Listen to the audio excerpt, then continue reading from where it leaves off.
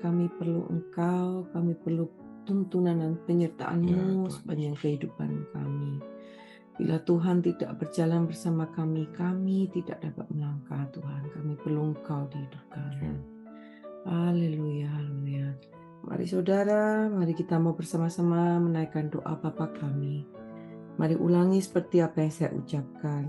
Bapa kami yang ada di dalam surga, Bapa kami yang ada di dalam surga, dikuduskanlah nama-Mu, dikuduskanlah namamu, datanglah kerajaan-Mu, datanglah kerajaan-mu, jadilah kehendak-Mu jadilah kehendak-mu di bumi ini di bumi ini seperti di dalam surga. seperti di dalam surga. Bapa yang baik, Bapa yang baik, berikanlah kami pada hari ini berikanlah kami pada hari ini rezeki yang menjadi bagian kami rezeki yang menjadi bagian kami secukupnya, secukupnya, cukup untuk cukup untuk memberikan pinjaman memberikan pinjaman kepada banyak bangsa, kepada banyak bangsa. sedangkan kami sendiri Sedangkan kami sendiri tidak punya pinjaman, tidak punya pinjaman, cukup untuk cukup untuk menjadi saksi Tuhan, menjadi saksi Tuhan, mulai dari Yerusalem, mulai dari Yerusalem, Yudea, Yudea, Samaria, Samaria, sampai ke ujung-ujung bumi, sampai ke ujung-ujung bumi, cukup untuk cukup untuk menjadikan menjadikan semua bangsa semua bangsa murid Kristus, murid Kristus, membaptis mereka membaptis mereka dalam nama Tuhan Yesus. dalam nama Tuhan Yesus. Terima kasih Bapa Terima kasih Bapa untuk rezeki yang secukupnya, untuk rezeki yang secukupnya, dan ampunilah dosa-dosa kami, dan ampunilah dosa-dosa kami, ampunilah kesalahan kami, ampunilah kesalahan kami, seperti kami pun seperti kami pun mengampuni mengampuni orang-orang yang bersalah kepada kami. orang-orang yang bersalah kepada kami. Dan janganlah masukkan kami ini Dan janganlah masukkan kami ini ke dalam pencobaan, ke dalam pencobaan, tetapi bebaskanlah kami tapi bebaskanlah kami dari segala yang jahat. dari segala yang jahat. Sebab Engkaulah Sebab Engkaulah yang empunya yang empunya kerajaan, kerajaan, kuasa, kuasa, dan kemuliaan dan kemuliaan sampai selama-lamanya. sampai selama-lamanya. Dalam nama Tuhan Yesus, Dalam nama Tuhan Yesus, kami sudah berdoa. kami sudah berdoa. Amin. Amin, amin, amin. Mari Bapak Ibu sekalian, saatnya kita membacakan Mazmur 91. Kita bacakan bersama-sama dengan suara yang keras. Alkitab berkata, mati dan hidup dikuasai oleh lidah, dan siapa suka menggemakannya akan memakan buahnya. Dan iman timbul dari pendengaran akan firman Tuhan. Mari kita baca bersama-sama dalam hitungan ketiga. 1, 2, 3.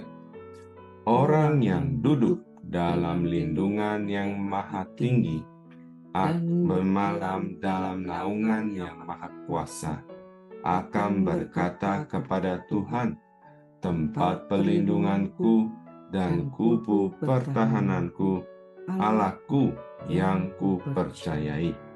Sungguh, Tuhanlah yang akan melepaskan aku dari jerat penangkap burung dan dari penyakit sampar yang busuk. Dengan kepaknya, Tuhan akan menudungi aku. Di bawah sayapnya, aku akan berlindung. Kesetiaan Tuhan ialah perisai dan pagar tembok. Amin, amin, amin. Aku tak usah takut terhadap kedahsyatan malam, terhadap panah yang terbang di waktu siang, terhadap penyakit sampar yang berjalan di dalam gelap, terhadap penyakit menular yang mengamuk di waktu petang. Walau 1.000 orang rebah di sisiku dan 10.000 di sebelah kananku, tetapi itu tidak akan menimpa aku. Aku hanya menontonnya dengan mataku sendiri dan melihat pembalasan terhadap orang-orang fasik. Sebab Tuhan ialah tempat pelindunganku, yang maha tinggi telah kubuat tempat perteduhanku. Amin, amin, amin. Malapetaka tidak akan menimpa aku, dan tulah tidak akan mendekat kepada kemahku. Sebab malaikat-malaikat Tuhan akan diperintahkan oleh Tuhan kepadaku untuk menjaga aku di segala jalanku. Para malaikat Tuhan akan menatang aku di atas tangannya, supaya kakiku jangan terantuk kepada batu. Singa dan ular tedung akan aku langkahi. Aku akan menginjak anak singa dan ular naga. Sungguh hatiku melekat kepada Tuhan, maka Tuhan akan meluputkan aku. Tuhan akan membentengi aku, sebab aku mengenal nama Tuhan. Bila aku berseru kepada Tuhan, Tuhan akan menjawab. Tuhan akan menyertai aku dalam kesesakan. Tuhan akan meluputkan aku dan memuliakan aku. Dengan panjang umur akan Tuhan kenyangkan aku, dan akan Tuhan perlihatkan kepadaku keselamatan daripadanya. Amin, amin, amin. Terima kasih Tuhan untuk pagi hari ini. Kami semua Tuhan bersama anak-anak-Mu semua ada di sini Tuhan, kami mau mencari wajah-Mu, Tuhan mau mendengar firman-Mu. Tuhan berbicara kepada kami melalui Pastor Hana Istati Rahayu. Urapi beliau Tuhan, biarlah apa yang keluar dari mulut hatinya Tuhan datang daripada Engkau. Tuhan, biarlah kami semua di sini mau menjaga hati kami, mempersiapkan hati kami, membuka telinga kami lebar-lebar Tuhan mendengarkan firman-Mu, dan kami mau menjadi pelaku firman-Mu. Terima kasih Tuhan, di dalam nama Yesus semua percaya katakan amin, amin, amin. Semangat pagi. Salam revival, salam kebangkitan. Senang sekali kita bertemu lagi. Hari ini adalah Juni 29, hari Kamis. Kita semua akan dilayani oleh Pastor Hana Istati Rahayu. Selamat pagi Bu Hana, apa kabarnya? Selamat pagi semua, selamat sore di Indonesia. Waktu dan tempat kami berikan kepada Ibu Hana. Silakan. Terima kasih. Pagi hari ini di Amerika dan sore hari di Indonesia.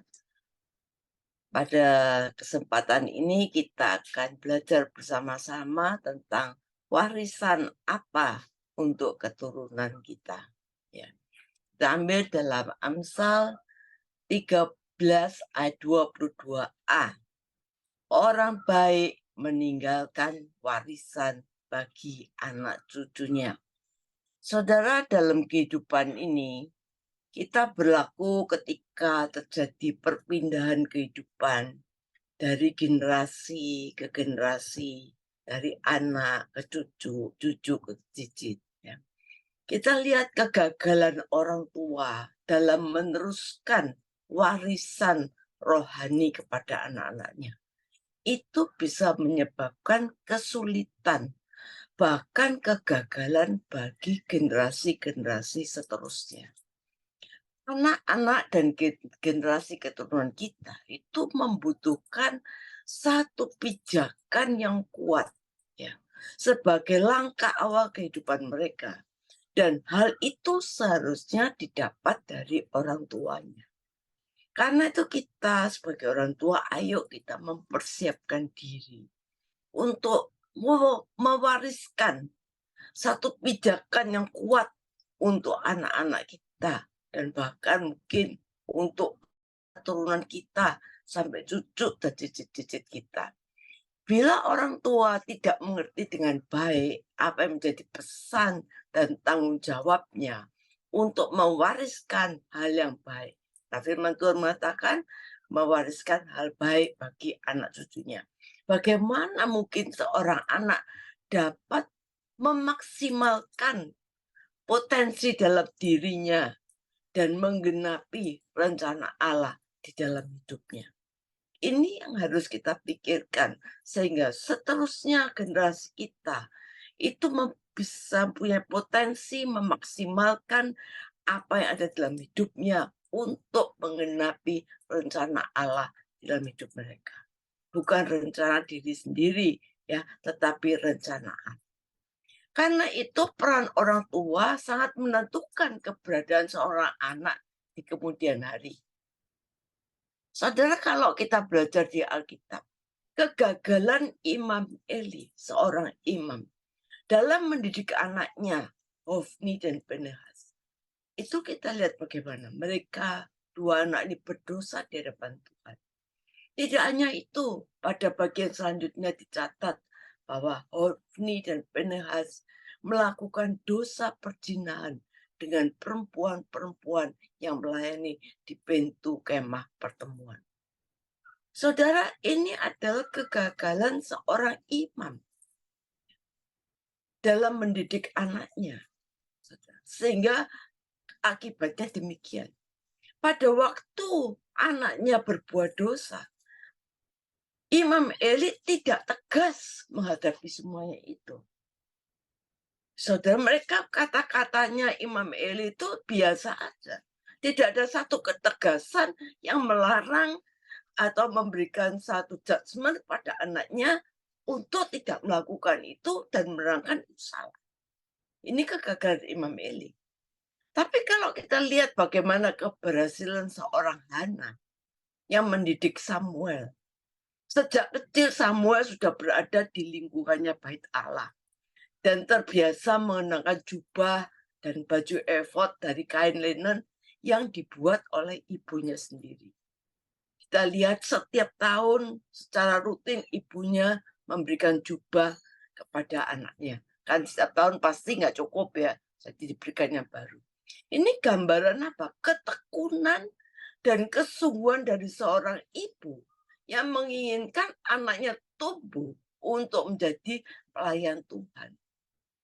Kita harus serahkan tongkat estafet ini kepada anak-anak kita. Saudara, dan kita lihat bagaimana bahwa hasilnya adalah Tuhan justru memilih Samuel menjadi imam dibandingkan dengan kedua anak Imam Eli, yaitu Hofni dan Pinehas yang hidup dalam dosa. Saudara, menjadikan Samuel seorang muda terpilih menjadi imam merupakan satu contoh yang tegas yang akan Tuhan berikan kepada umatnya. Kehidupan Samuel yang berkenan kepada Tuhan mengajarkan pentingnya mewariskan kehidupan rohani dan nilai-nilai kerajaan dari generasi ke generasi keturunan kita.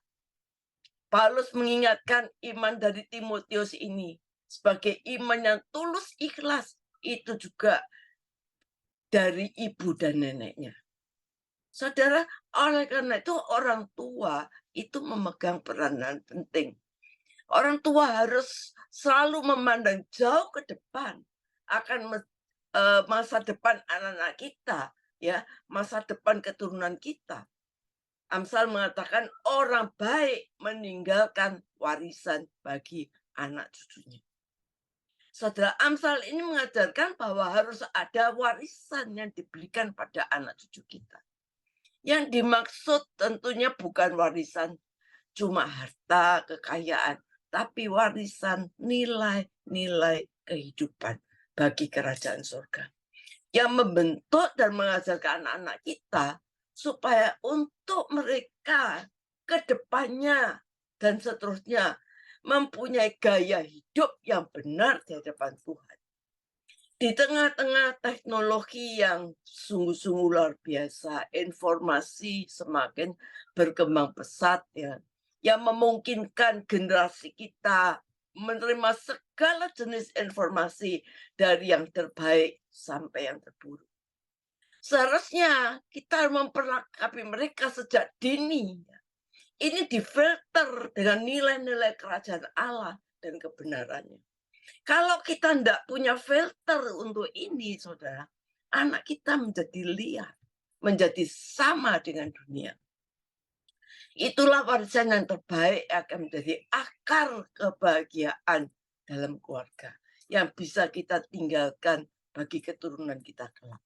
Salah satu kunci kebahagiaan keluarga adalah mempersiapkan warisan nilai-nilai kehidupan kerajaan surga. Saudara, bisnis sukses apapun yang kita wariskan pada anak-anak, suatu saat bisa habis, bisa hancur, bisa lenyap dalam sekejap. Demikian harta warisan, peninggalan macam apapun yang kita tinggalkan untuk anak-anak kita, itu bisa lenyap. Tapi iman kita dalam Yesus Kristus adalah warisan terbesar yang harus kita berikan pada anak cucu kita. Yang mempunyai dampak dalam hidup mereka sekarang dan untuk masa yang akan datang. Yang tidak bisa ditukar dengan apapun juga. Saudara, para orang tua, ya, kita harus ingin meninggalkan warisan yang besar bagi anak-anak kita. Bukan harta yang ada di dalam dunia, tapi sungguh-sungguh iman yang hidup di dalam Yesus Kristus. Setiap orang tua di dunia ini senang bila bisa memberikan warisan pada anak-anaknya, entah itu berupa uang, deposito, rumah, mobil, dan sebagainya. Maka dari itu banyak orang tua yang bekerja banting tulang, ya. Istilahnya di Indonesia itu begitu banting tulang untuk bisa mewujudkan semuanya itu. Saudara, tetapi kenapa? Karena kita tidak mau anak-anak kita itu menderita. Ada orang yang dulunya waktu mudanya itu menderita sekali orang tuanya. Sehingga pada waktu dia kawin, dia jungkir balik banting tulang untuk dia bekerja. Dia tidak mau sampai anak-anaknya menderita seperti dia. Sekali lagi, harta yang kita wariskan pada anak itu baik. Tapi itu bukanlah satu hal yang terpenting. Ya. Alkitab sendiri mengatakan di dalam Amsal, ya, bahwa orang baik meninggalkan warisan bagi anak cucunya. Saudara, kita lihat merupakan Amsal ini ditulis oleh Salomo, ya, yang seorang yang kaya, berhikmat, yang diberikan pada anak cucunya. Saudara, inilah warisan yang diberikan pada orang tuanya. Saudara, kita lihat bagaimana waktu Daud, ya, ketika Daud mau meninggal dunia, saudara. Kalau saudara baca nanti di dalam 1 Raja-Raja 1 ayat 1 sampai ke 4 dikatakan salah satu kunci kebahagiaan warisan yang diberikan Daud. Ketika saat kematian Daud mendekat, ia berpesan kepada Salomo anaknya. Saudara, dia berkata apa? Lakukanlah kewajibanmu dengan setia kepada Tuhan. Dengan menurut jalan yang ditunjukkannya, dengan tetap mengikuti segala perintah-perintahnya, ketetapannya, seperti yang dituliskan hukum Musa, supaya engkau beruntung dalam segala yang kau lakukan dan dalam segala yang kau tuju. Supaya Tuhan mendapati janji yang diucapkan tentang aku, yakni anakmu laki-laki tetap hidup di hadapanku dengan setia. Saudara, dikatakan dengan segenap hati, segenap jiwa, maka keturunanmu tidak akan terputus dari takhta kerajaan Israel. Saudara, kisah Raja Daud menjelang kematiannya ini, itu Daud itu telah tua dan lanjut umurnya. Dan walaupun dia diselimuti, saudara, Alkitab berkata badannya tetap dingin. Kita lihat bahwa Raja Daud ini memerintah kerajaannya itu waktu itu berusia 30 tahun.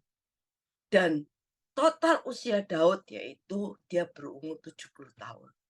Sebenarnya kalau kita lihat dalam kondisi umur 70 tahun itu fisiknya sudah sangat parah. Dikatakan diselimuti saja sudah diselimuti, badannya tetap dingin. Umur 70. Sedangkan kita lihat tokoh-tokoh Alkitab yang lainnya panjang umurnya. Saudara.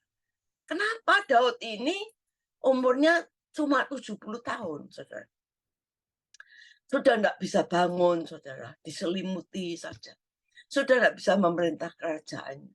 Kenapa? Karena semasa hidup Daud, Daud mengalami persoalan fisik yang berat. Dikatakan nenek moyang Daud ini umurnya bisa ratusan tahun, saudara. Tetapi sejak dia diurapi untuk menggantikan Raja Saul, dia mengalami satu fisik yang berat.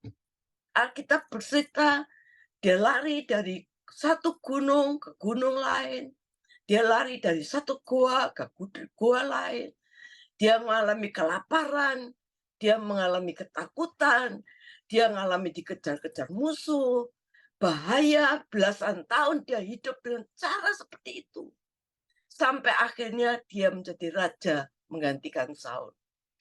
Waktu dia menjadi raja, karirnya bagus, karirnya cemerlang, ya. Dan tetapi dia menanggung beban politik di dalam kerajaannya itu, di mana musuh ingin menyerang dia. Selain itu, dia mengalami persoalan apa? Dalam keluarga. Persoalan di tengah-tengah keluarga itu muncul, sehingga membuat kadang-kadang Daud tidak berdaya. Daud mengalami dia mau dibunuh anaknya sendiri. Dia mengalami bermacam-macam peristiwa dalam keluarganya, saudara. Sehingga kadang-kadang dia tidak berdaya. Dia sampai mengadu kepada Tuhan. Sampai dia rela di hadapan Tuhan. Untuk dia mengatasi stres dalam hidupnya ini. Karena itu orang stres ini umurnya pendek. Saudara, karena itu ayo kita jangan stres, amin. Ayo kita tetap bersuka cita, penuh damai sejahtera, kekuatan di dalam Tuhan. Hati yang gembira adalah obat yang manjur, saudara. Tekanan seperti itu membuat Daud ini cepat tua. Ketika saat kematian Daud mendekat, ia berpesan kepada Salomo anaknya. Sebagai raja yang luar biasa, yang pernah menjadi pahlawan di Israel, pernah mengalahkan Goliat pahlawan Filistin, ya, dikalahkan Daud karena Daud mengandalkan Tuhan. Wanita memuji-muji, menari-nari, Saul mengalahkan beribu-ribu, Daud mengalahkan berlaksa-laksa. Dia menegakkan kerajaan Israel luar biasa, disegani oleh para lawannya. Kekayaannya berlimpah-limpah. Rakyat memuji-muji dia. Sehingga banyak anak muda yang cita-citanya seperti Daud. Sedangkan Tuhan sendiri bilang, inilah Daud, seorang yang berkenan kepadaku. Dia punya nama besar. Dia punya penyampaian yang besar. Tetapi ketika saya membaca, ketika saat kematian Daud sudah tiba, sebagai seorang yang besar, orang yang populer, dihormati secara luar biasa, memerintah sampai 70 tahun. Waktu ada maut, ada di depannya, dia tidak bisa mencegah. Dia mampu mengalahkan Goliat, tapi dia tidak mampu mengalahkan kematian. Saudara, kematian itu tidak bisa dihindari. Kematian itu bisa masuk di dalam rumah sakit. Kematian itu bisa masuk di dalam istana yang ketat penjagaannya. Kematian itu bisa mengambil raja-raja walaupun berprestasi. Kematian itu bisa menghampiri berapa banyak kekayaan yang kita tumpuk. Dari hidup kita tidak punya apa-apa, sampai kita mengalami prestasi yang tinggi. Mungkin jadi profesor, doktor, nggak peduli. Tapi pada satu saat Tuhan memanggil kita pulang ke rumah Bapa, semua tidak ada artinya. Semua kita tinggalkan. Saudara, apa artinya? Apa artinya nama baik, saudara? Tidak ada, saudara. Oleh karena itu, dalam sepanjang kehidupan kita, ayo perjalanan hidup kita ini mau menata satu sejarah kehidupan yang baik yang kita wariskan kepada anak cucunya. Saudara, Daud dikatakan dia menatap Salomo, ya. Dia bukan berkata, Salomo anakku, nanti kalau pilih pasangan hidup, pilih yang darah kerajaan ya, bukankah kita dari kerajaan? Enggak. Daud juga nggak bilang nanti kalau kawin cari orang yang sederajat ya. Enggak. Daud juga nggak bilang Salomo nanti kalau aku sudah meninggal jaga ibumu ya. Enggak. Salomo masih muda tinggal di istana. Sejak kecil dia ada di istana. Daud juga nggak pesan Salomo jangan boros ya. Jangan menghabiskan harta yang papa sudah bangun. Bukan itu. Tetapi apa pesan Daud? Aku akan menempuh jalan yang fana. Dan pesannya dia, kuatkanlah hatimu. Yang dipersiapkan Daud itu hati Salomo. Kuatkanlah hatimu, berlakulah seperti laki-laki. Kenapa Daud menekankan tentang ini satu penopangan?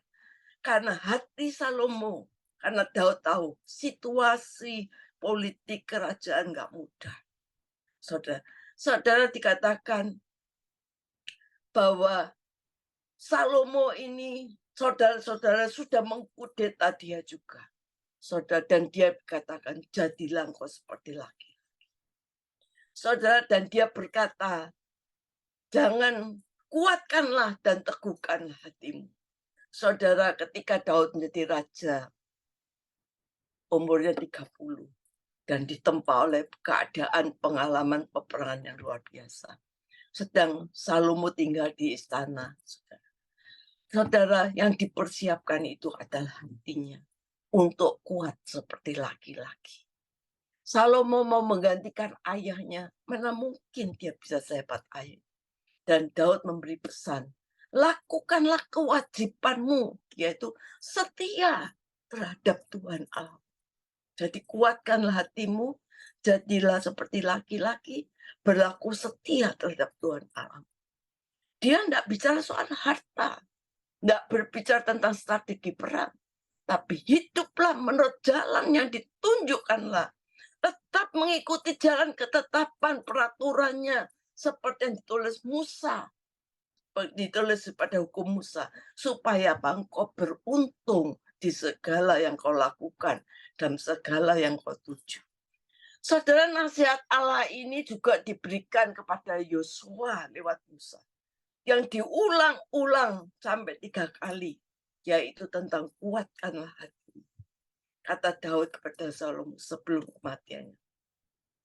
Saudara, Daud mewariskan kepada Salomo bagaimana Tuhan Allahnya yang dia kenal. Sejak dia dari kanak-kanak menjadi kambing domba milik ayahnya, Tuhan menyertai dia. Dia diancam serigala. Dikatakan kambing domba yang dia pelihara. Dia punya kekuatan bersama Allah. Dia menghadapi Goliat. Dia bersama dengan Allah. Itu yang diwariskan sama Daud kepada Salomo. Dan dikatakan Allahnya yang tahu bagaimana Allahnya Daud ini. Allah yang sungguh-sungguh kasih setianya luar biasa. Dia tahu tentang perzinahannya. Dia tahu, Allahnya tahu tentang kegagalan Daud sampai ditegur Nathan. Dan dia berkata, aku telah berbuat dosa, ampuni aku. Ketika Daud tidak setia, Allahnya tetap setia. Saudara, Allah itulah yang diwariskan Daud. Inilah warisan terpenting bagi kita. Siapa Allah kita? Allah yang menyertai kita sepanjang hidup kita. Tidak peduli berapa banyak harta kita. Saudara, belum tentu anak-anak kita bisa menjalankan dengan benar. Saudara, banyak orang yang bertengkar soal harta. Kita lihat bagaimana legasi yang terpenting yang kita wariskan pada anak-anak kita. Daud menunjukkan pada Salomo apa yang dapatkan kalau dia setia. Maka engkau akan beruntung dalam segala jalan yang kau lakukan, yang kau tuju. Tanpa Allah yang Daud perkenalkan, hidupmu tidak akan beruntung. Saudara, semua yang kita dapatkan ini adalah kemurahan Tuhan. Saudara, anak kita mungkin boleh susah hidupnya. Anak kita juga menempuh mungkin rumah tangga yang sulit dan tidak gampang. Tapi kalau ada kemurahan Tuhan, maka saya percaya setiap jalan buntu pasti Tuhan bukakan. Setiap usaha yang jatuh, Tuhan akan kembalikan karena ada kemurahan Tuhan. Orang yang menghormati Tuhan, yang mencintai Tuhan, tetap setia Tuhan, itu akan beruntung. Saudara, dan kita lihat Tuhan menepati janjinya. Jika anak laki-lakimu tetap setia di hadapanku, maka engkau akan tetap hidup di hadapanku selama-lamanya. Saudara, kita lihat dari keturunan Daud, lahirlah Yesus Kristus, yaitu Raja untuk selama-lamanya. Saudara, berikanlah warisan ini kepada anak-anak kita. Saudara, maka kita akan sungguh-sungguh mempunyai satu kebanggaan kalau anak-anak kita jalannya benar dan mendapatkan kemurahan Tuhan. Saudara, kita tahu di balik kesuksesannya Daud. Siapa Daud? Dia seorang bapak yang gagal. Dia seorang kepala rumah tangga yang kacau. Istri-istrinya, selir-selirnya terlalu banyak. Kekacauan dalam rumah tangga Daud dipermula dari Daud sebagai kepala rumah tangga. Gagal, tidak bisa mengatur anak dan istrinya. Istrinya terlalu banyak, selirnya terlalu banyak. Dan dilihat anak-anak Daud memperkosa adiknya sendiri. Amnon memperkosa Tamar adiknya sendiri. Daud sedih dan berduka. Tapi dia tidak bisa menegur. Dia tidak punya kuasa. Nggak punya keberanian seperti itu. Itu karena apa? Karena anak-anak itu lahir. Dikatakan waktu Daud menjadi prajurit. Waktu Daud menjadi prajurit. Dan dia ada di medan perang. Dia memberikan prajuritnya mati di medan perang. Dan dia menikmati tubuh istri prajurit.